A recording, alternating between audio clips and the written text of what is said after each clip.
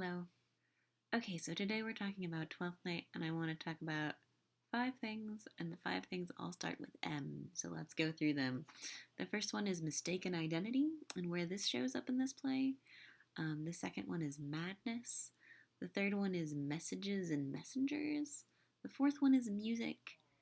And the fifth one is melancholy and how that plays out in the relationships and the love in this play. This is a play that I love very much. It was the first Shakespeare play I ever acted in. I played Valentine and Fabian. It's also a play that has a really lovely film production of it. It's directed by Trevor Nunn and it's very, very beautiful. I watched it once when I was sick. My mom got the VHS from the library. I watched it the whole way through and then rewound the tape because that's what you did with VHSs, and then watched it again just straight through twice in a row. That was how much I loved it. When I went to my master's program, the first year there was a truly gorgeous production of Twelfth Night in the spring semester, and I think I saw that production 12 times. I just went again and again. It was so lovely and so full of love. So let's talk about this play and like what makes it tick. So one issue that comes up many times in the play is mistaken identity. Viola specifically disguises herself, so I guess mistaken or disguised identity. She dresses up as a boy, calls herself Cesario, and goes to work as a servant for Orsino, the Duke. But she's not the only person that has a disguise in this play. Antonio disguises himself when he follows after Sebastian to Illyria. Maria disguises her handwriting to impersonate her lady Olivia. Even the fool Feste disguises himself as Sir Topaz when he goes to visit Malvolio. So there's a lot of people pretending to be someone they're not for various reasons. Sometimes it's for a joke or for a trick or for love. And I think all of those reasons are really interesting. So along with mistaken identity through disguises, we have madness, which in this play, we have characters who believe themselves to be mad because what they're perceiving doesn't match up with what people around them are seeing. Malvolio is sure he's not mad. He knows everything is correct. He thinks he can trust that letter, and he thinks that he knows what's going on. So when everyone is like, what's going on with Malvolio, he thinks he's acting rationally, even though he's playing into a trap that everyone is setting for him. Sebastian, when the lady Olivia flings herself at him, thinks he must be bad because he's never met this woman in his life and she seems to already be in love with him.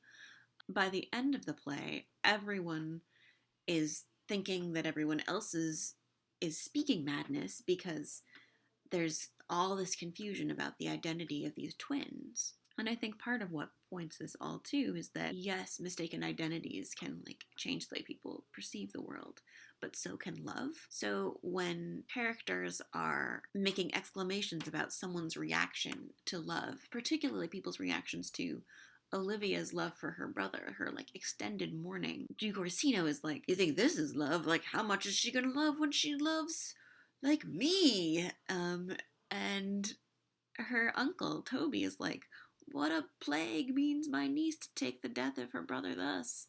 I'm sure care is an enemy to life. All of these characters are thinking Olivia's reaction to her brother's death is a reaction of madness. Why is she feeling this way? Because it's very difficult to imagine the emotional experience of another person, particularly if there's love involved, and it's easy to imagine what someone else is just mad. Messages and messengers. Okay, so in this play, Orsino starts out being really displeased with how his messages is being received by Olivia, and he thinks maybe it's the problem is with the messenger. He's sending old servants. Olivia will take it better in thy youth, right? He says that Viola is a better messenger because she's young and appealing, and of course she ends up being much too appealing, and the message is lost, and Olivia falls in love with the messenger instead. But it's also interesting to see where different messengers are sent at other points in the story. Olivia is constantly sending servants. When Andrew Aguicheek is going to have a challenges someone, he sends a messenger with his message. If the message is garbage, so Sir Toby wants to make sure Sir Andrew looks like intimidating, so he throws away the message and delivers the challenge by word of mouth. Mariah's letter, the love letter that Malvolio mistakes, he mistakes it because he thinks it's Olivia, and he thinks he can trust the messenger, the handwriting of Mariah, but he doesn't realize that it is Mariah. He thinks it's Olivia. And so there's like this miscommunication happening by means of the messenger. I also find the use of music in this play really compelling. It's in the opening line of the first scene. If music be the food of love, play on, which makes most people think, oh, lovesick people love to listen to music. But if you keep going with this speech, he's saying, give me excess of it. Give me so much of it that the appetite for love, that I'm interested in love. Give me all the music so that I have all this food of love, and like my love gets overfed and dies. I will not be in love anymore because this music will have made me sick of love.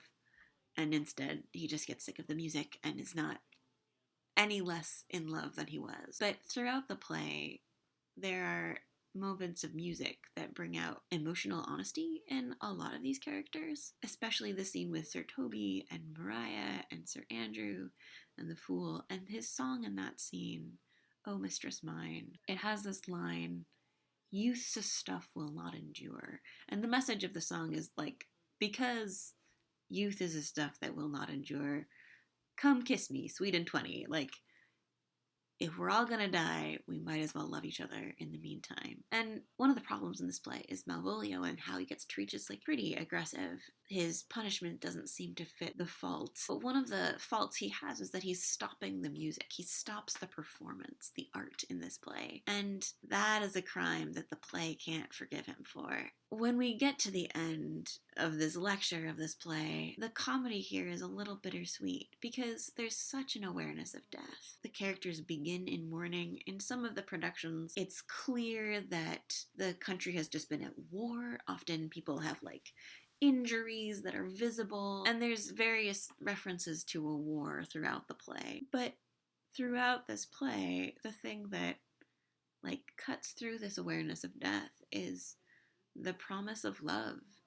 and the joy of that love. So much so that impossibilities become realities. Viola thinks that it is impossible that she will ever see her brother again. And she has this line when she starts putting together pieces from people's conversation that doesn't make sense. She says, "Prove true, imagination. Oh, prove true." And she's hoping that it is possible that what she thought was death could instead be life and love. And there's this beautiful moment, like when suddenly it's revealed that Viola and Sebastian are two different people that they thought were just one person the whole time.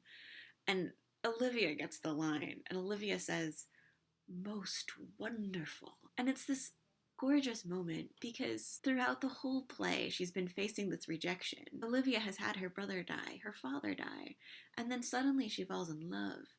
And the person she's in love with keeps rejecting her. And she doesn't understand, but then suddenly this person she's in love with accepts her, and then immediately denies it. And she feels mad, right? There's no way to make this all make sense, except that Cesario and Sebastian, they're different characters. Most wonderful. And this has taken on sort of delightful significance for me in the last few weeks when one of the things my daughter is how like sort of representation works. And there's a moment when my husband was holding my daughter and they were like looking at pictures on the phone, and one of the pictures was one of me holding her.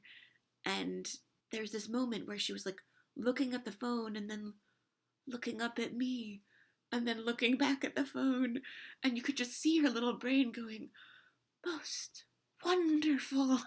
And it's just lovely. So I think even though in real life we're not capturing the experience of imagining multiple people to be the same person, there's an abundance in this play.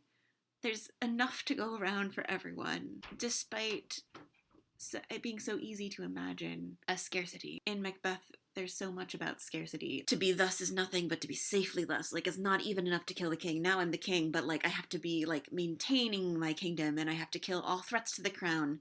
And like, there's this way in which there's no scarcity in the love in this play. There's worry about scarcity, but it ends up being more than sufficient.